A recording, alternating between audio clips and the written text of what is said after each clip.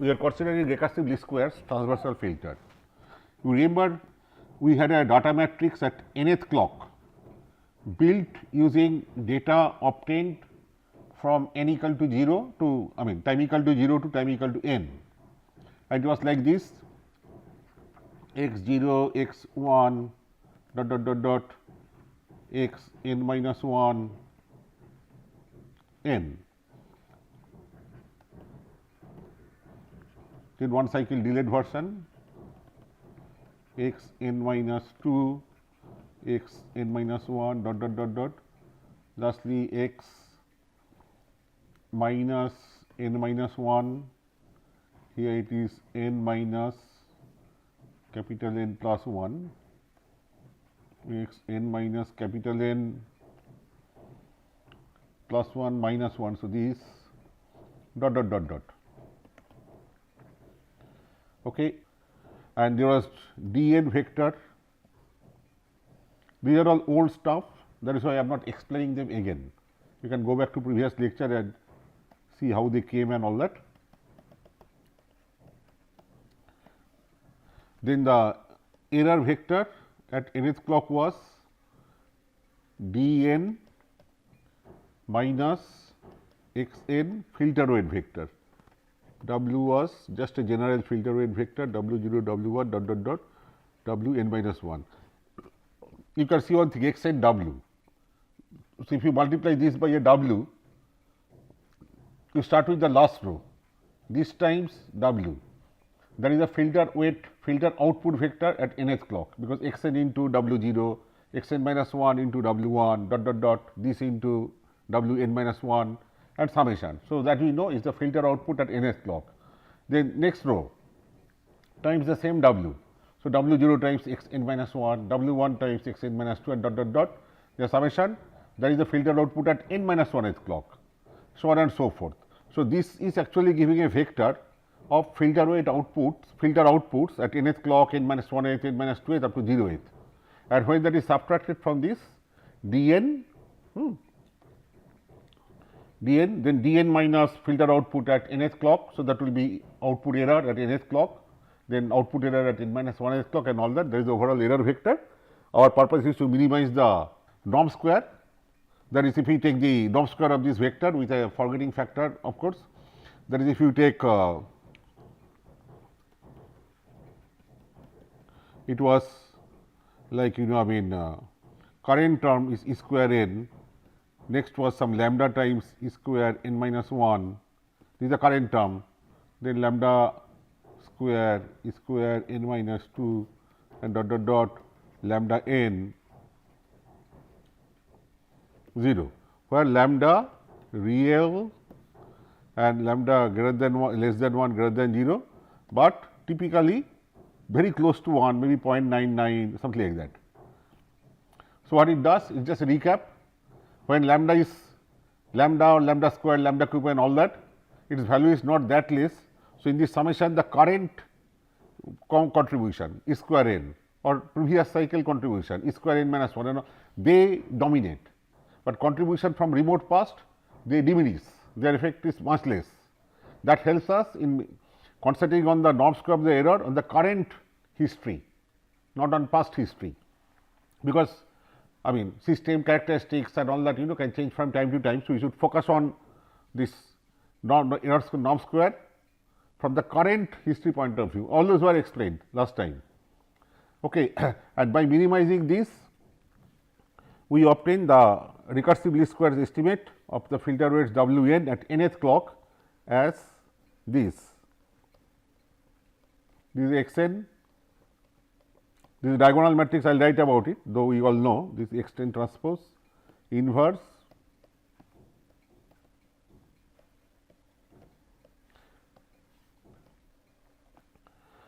where a diagonal matrix, these of course assume that x n matrix, that is this matrix, the columns are linearly independent, this is a full rank, which means number of rows must be at least equal to number of column or more. So, that means n, how many columns we have? Capital N number of columns, 0, 1 like that. Okay. So, small n should be at least equal to capital N or more, otherwise it will be rank deficient. So, that is what we are considering. We are assuming that this x n is full rank, which is not possible if small n is less than capital N. Okay. Even when small n is greater than capital N, it may or may not be possible, but that is what we are assuming. It is invertible. We will talk about that more later. This is what we had derived earlier. Now, point is that nth clock, you got all this data, you carry out all this business and find out this filter coefficient vector, okay, which is the best estimate, recursive least squares estimate, use it for filtering, okay, the input data vector, input data. Okay. Next time at n plus 1th clock, from x n we go to x n plus 1. One more row comes in, where a new data x n plus 1 that comes. Then of course, x n, n minus 1, they are all already obtained past data, but at least one new data comes x n plus 1. Using that, I mean, I construct a new row. So, the matrix size increases, number of rows goes up by 1. Similarly, d n, another new d n plus 1 comes, d n also goes up.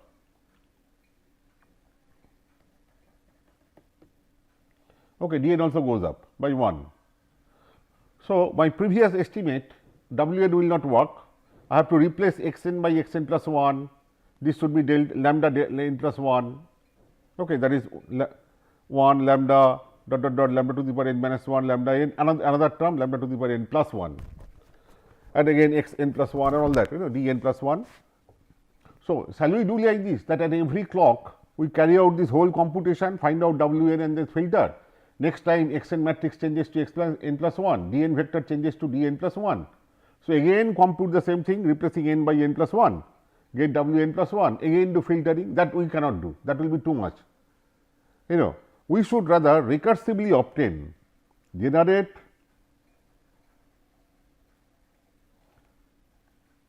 w n to w n plus 1 recursively. That is, instead of carrying out the whole computation, this inverse formula, pseudo inverse formula, just using some simple update relation like we had in LMS, where from current w n we go to next w n plus 1 by some extra update term. Can we generate from w n plus 1 similarly recursively without going through this maze of this computation? That is what we will be approaching, because lot of things are common between w n and w n plus 1, because matrix x n getting changed to n plus 1, just one extra row is coming, but previous part remains same. So, that is common with the previous case and current case. Similarly, d n vector, one extra term d n plus 1 comes at the bottom, but rest of the terms are common. Okay. Therefore, there may be possible, it may be possible to find a relation between w n and w n plus 1, because just one extra row has come up here in x n, one extra element has come up in d n. Okay. Other things are common. So, why not try and find out some relation between w n and w n plus 1, which will be of course recursive relation, because from w n you should be able to generate w n plus 1. That is what the whole goal is, okay, to generate w n plus 1 from w n recursively. All right. To do this, I mean, today I need to do certain things first, then we can go into the derivation. Derivation is very interesting. I will just introduce certain change in notation. I mean, earlier I called this vector, this to be vector x n, then this was z inverse x n, and so on and so forth. Now, that will be slightly changed. Now, I will call this to be, like in the LMS case, this to be x n transpose. That is, now my x n definition is the data vector at the filter input at nth clock, that is current data, previous data dot dot dot,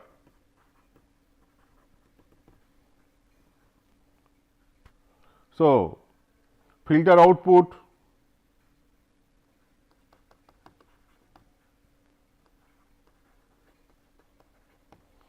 is w transpose x n, as we know, which is equivalent to x n transpose W.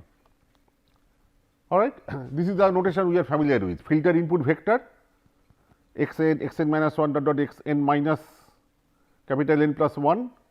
So, W transpose x n means W 0 x n, W 1 x n minus 1 dot W n minus 1 x n minus capital N plus 1, their summation, which is the filter output.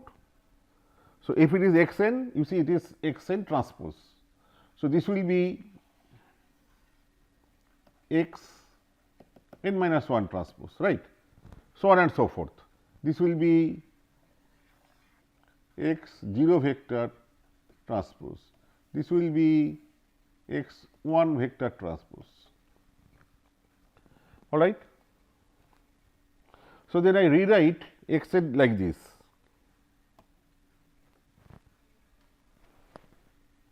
This is just a change of notation, conceptually there is nothing new. This was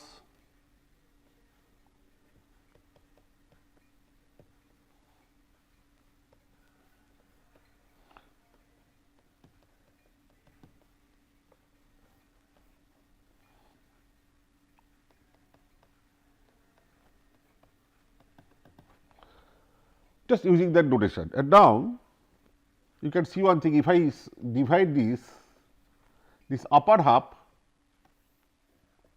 is nothing but x n minus 1.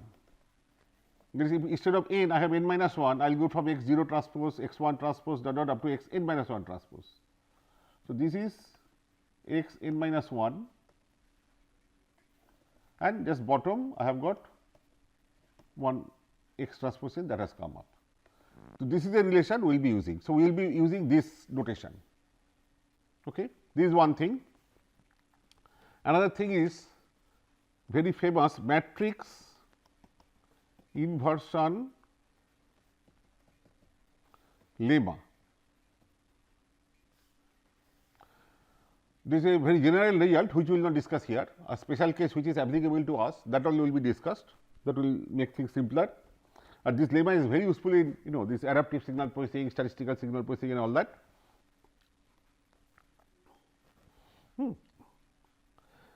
So, this is a general result I am quoting. I will be using it in that recursive least square derivation, but this is a separate result.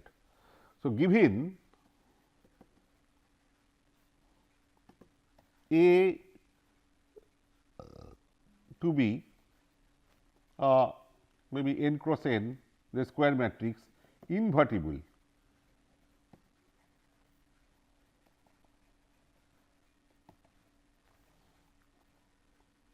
alpha any scalar, real or complex does not matter, and A some n cross 1 vector. A is invertible, then if I have a form like this, A matrix, it was already invertible, but an extra component, another matrix is getting added with that, then what happens to the inverse, assuming that inverse exists. That additional component is A column vector into its transpose row vector. So, column into row, it is an additional matrix. I introduce the alpha scalar here.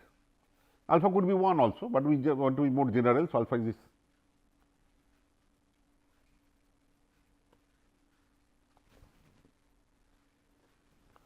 Okay. That is why I keep a provision of alpha.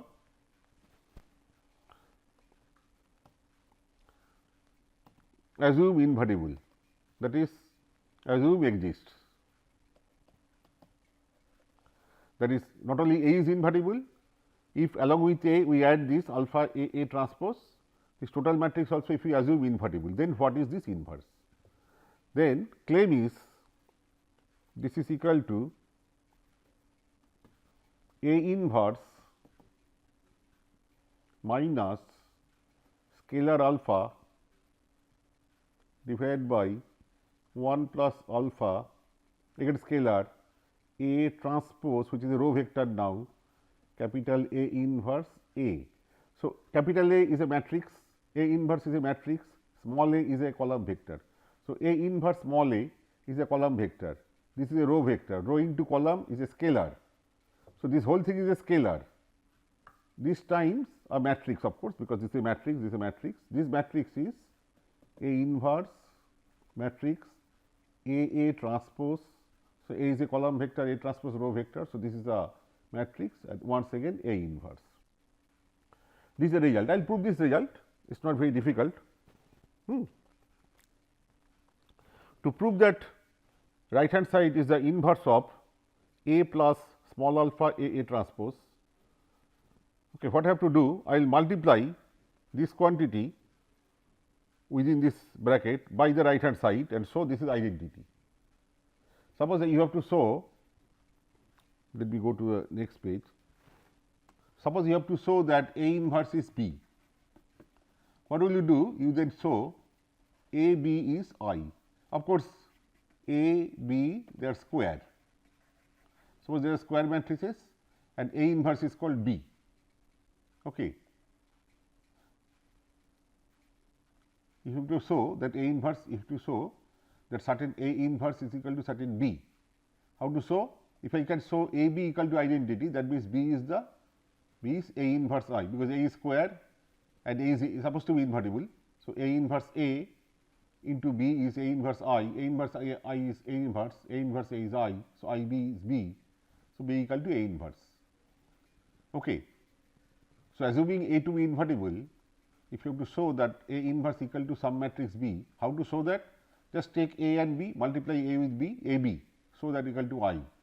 That means A is the inverse of B, B is the inverse of P. Okay, that we know, this for basic matrix algebra, which you all studied in fact in school. So, let me erase this part. Once again, I just write that formula quickly for you. That was A plus, assuming this to be invertible, then the claim, these are claim, this inverse is equal to A inverse minus alpha by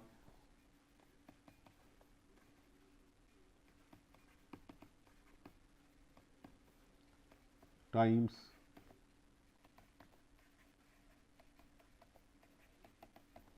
okay, these are claim. Proof.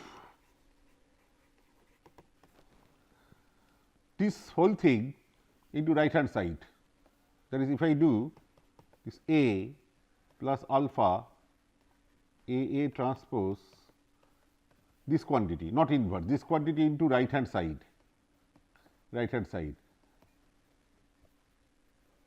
we show that this quantity into right hand side is equal to identity. It means right hand side is the inverse of this. As I told you, A inverse is B means A B is I. If you can show A into B is I, so that thing works here, right? This is what I have to show. So, we just work out this now little messy. A plus alpha A transpose, right hand side is our claim, is this part.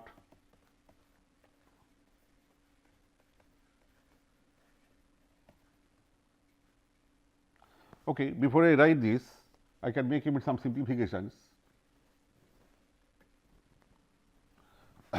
You see one thing, A transpose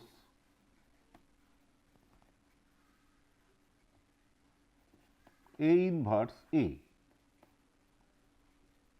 This is a scalar, because A, as I told already, A is a matrix. Assuming it is invertible, A inverse is a matrix, matrix into column vector A is a column vector, A transpose which is a row vector, row into column is a scalar. Let me call that scalar gamma. In the denominator, I have 1 plus gamma, which is equal to, say, suppose I call beta. Say. Then notationally it becomes simplified, nothing else. So, it becomes alpha by 1 plus gamma, sorry, there is an alpha here. So, I cannot do like this. So, let me keep it just gamma, just fine. Or maybe instead of gamma, because gamma I will be using afterwards. So, better to be cautious, then we call it beta. See. So, this is 1 plus alpha by 1 plus alpha into beta, right.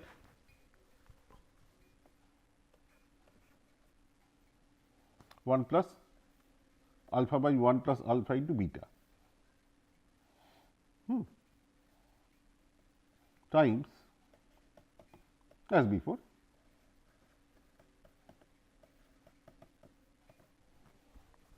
So, if I multiply A inverse, that is identity, then alpha A transpose A inverse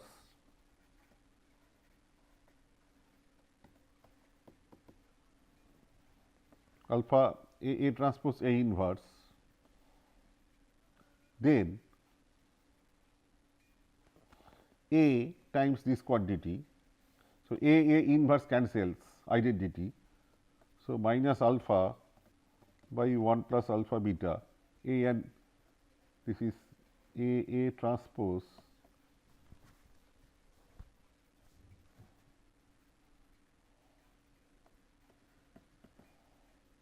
A inverse, all right, and lastly this term with this term. So, alpha square by 1 plus alpha beta, alpha square by 1 plus alpha A transpose, bit messy, but actually not messy, A transpose A inverse, A transpose A inverse. Looks messy, but actually not.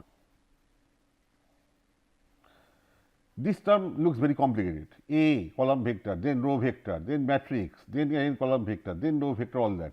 But you see, if I take out this part,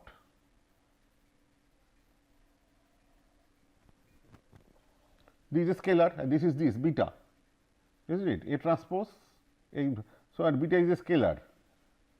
So, beta is a scalar like 2, 3, 4, anything, I can pull it out. Okay, so, alpha square beta. So, it is identity I plus alpha A transpose A inverse, these are as it is,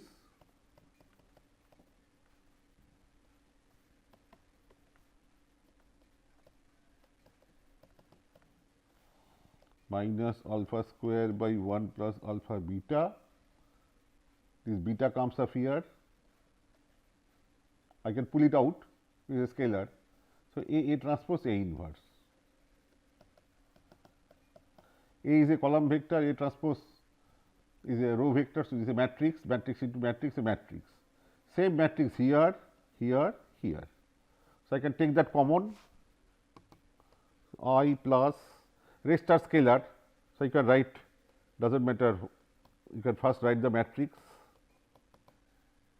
and then scalar, okay, alpha times this matrix alpha scalar minus alpha by 1 plus alpha beta and then minus alpha square beta by 1 plus alpha beta.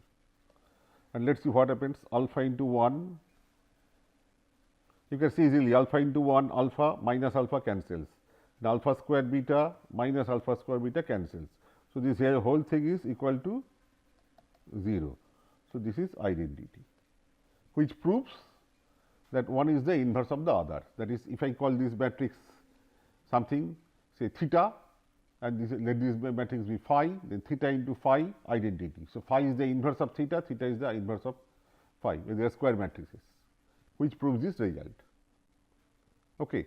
This is the result I will be using in derivation. This is very famous result for signal processing in particular. Okay. And this is the result I will be using in the derivation of the RLS algorithm.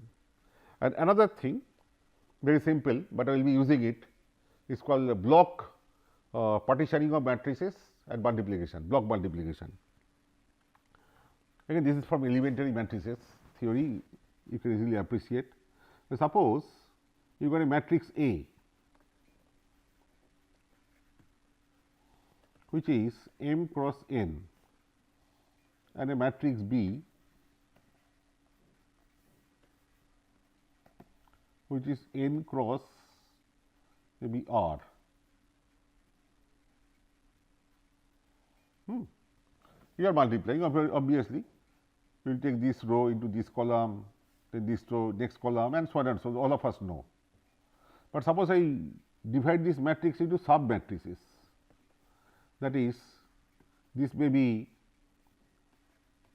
L number of columns and this may be K number of columns, that is L plus K equal to total number of column n. So, this part I call A1, this part I call A2, and similarly here I take L, so I take L here and this is K. So, this part of this matrix B I call B1, this I call B2. Then by claim this will be same as claim, this is same as equal to A1 B1, A1 B1 plus A2 B2. Very simple. Consider this is visually very clear. A1. Okay. So, consider this A1 and A2, the first row of this total matrix A. So, this has one part, this is one part, and similarly, if you take the first column of this total matrix B, this is one part here, one part here. Original A into B, how was I doing A into B? This row times this column, but that you can break as this times this plus this times this. Okay, that is what you have here. You see, A1 B1 means first row of A1, which is this, into first column of B1, which is this. So, you are multiplying. So, that component is coming, and additional component this into this is coming from here. First row of this, which is this much, first column of this, which is this much, their product, and you are adding. So, you are getting one element. Then you go to again this row times this means what? This times this plus this times this times this means first row of A1, second column of B1, and again first row of A2, okay, second column of B2. So, that is what you have here also. A1 B1, when you do A1 B1, first you do first row into first column, then first row into second column of B1. Similarly, first row of A2 into first column of B2, then first row of A2 into second column of B2. That is what you are doing. So, you get that result, right. So, this way you can, very simple, you can take some examples of, I mean maybe some 2 by 3 by 3 or 4 by 4 matrices and like that. Some simple matrices you can easily identify, even otherwise also it is visually very clear. So, you can partition matrices like this blockwise. Okay. You can partition matrices blockwise and carry out the product like this. So, A B will be A1 B1. So, A1 has L number of columns. So, this has L number of rows.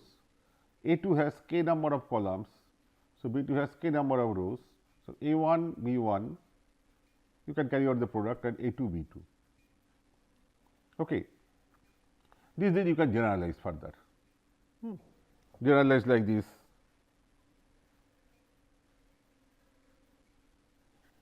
A1, A2 and B matrix, you are not only breaking here, you are breaking here. It is B1, B2, okay, B3, B4. This is M cross N. So, this was 1 minute LK. Okay.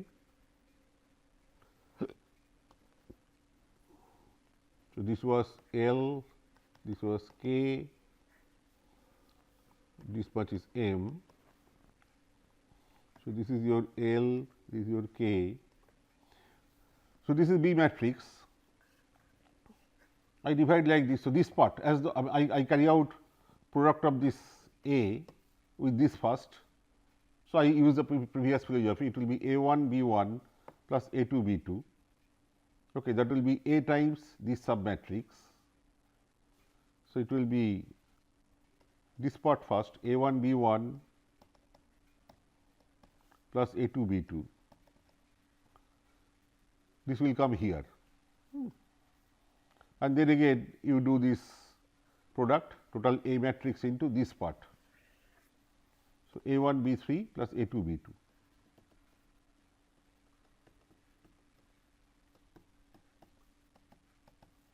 This is simple, this just generalization.